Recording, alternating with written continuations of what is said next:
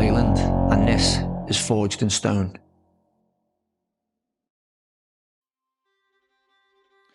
To try the armour on, I always wanted to know how heavy it was going to be, and I was really worried about my gas tank. We had to put the armour on in different sections, so you had the greaves, and then the shoulder parts, and then the whole body part, and every single section that I'd put on, it just got heavier and heavier.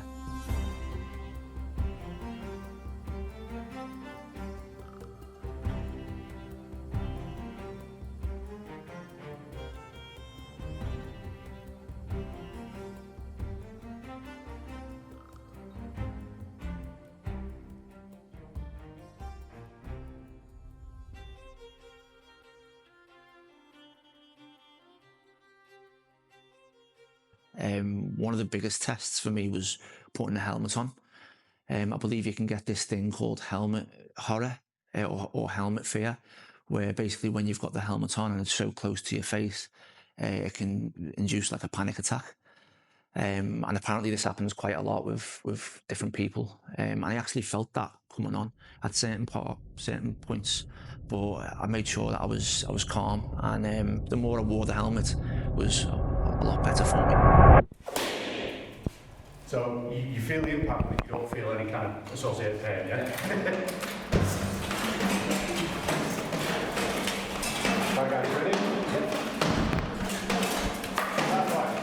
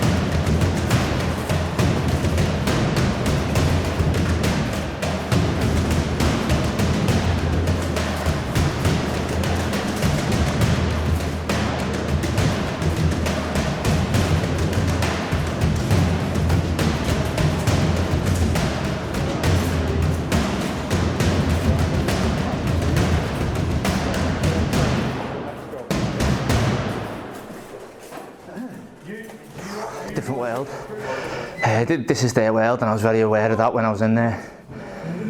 Just little techniques, just things like keeping yourself calm when you're in what feels like a ton of weight is another different thing to learn. Your footwork when you're against the wooden panel, which they call the list, it's something as simple as that will get you one over your opponent. The lad then, he was very strong, and he knew his techniques as well, but although it's fitness, wearing breathing hard, I think it's a lot mental as well. There's this thing that people keep telling me about called helmet horror. So when the helmet's on, people start panicking. So I was kind of concentrating on not letting that be a factor, but this is a different world.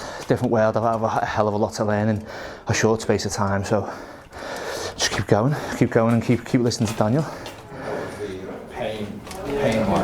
Painful, or was it just? No, it's more like a shock. There was one good punch that I felt, and I don't know where he got me, but you felt it, like you're seeing that stars.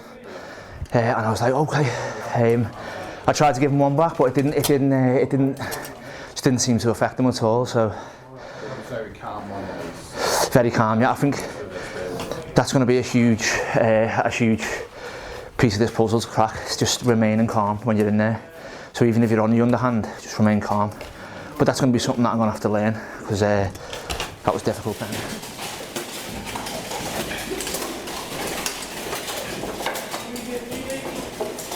Back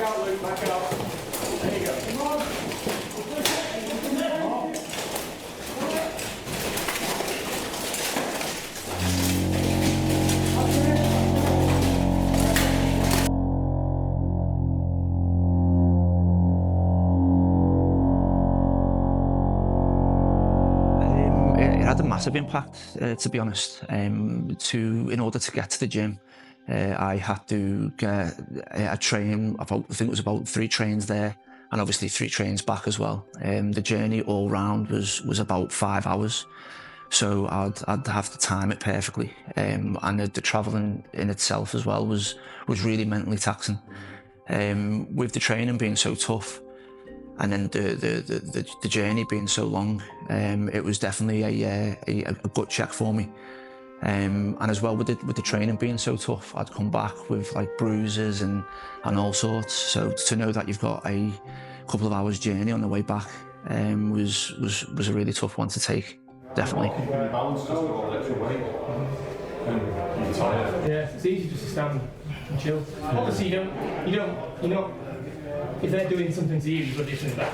Yeah. But if they're not doing anything, there's no massive need for you to do anything either. There's definitely a case of overexertion there with me. Yeah. I'm just thinking if I can get him with a few good shots, then at least a bit of him resting, I'm alright. But then after the first shot, second shot, gas tank feel like it's empty. It's probably not, but it feels like it. Also, as well as, like in boxing, that stuff makes sense because you hit them and they're like, oh, we're in all this. Yeah. Unless you're hitting a gap, Yeah. you're not doing anything. You know, a good right up to the head or a knee to the chest, they'll do something. But other than that, like if you're hitting the leg, I can't believe that.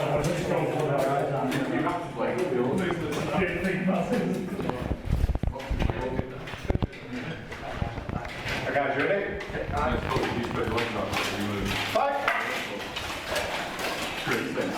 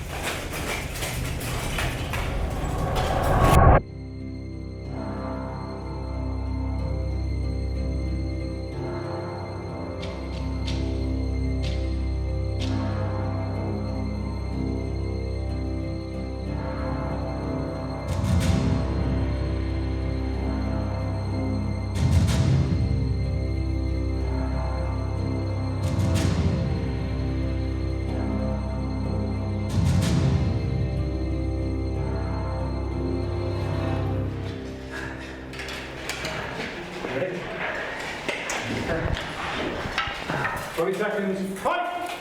One move.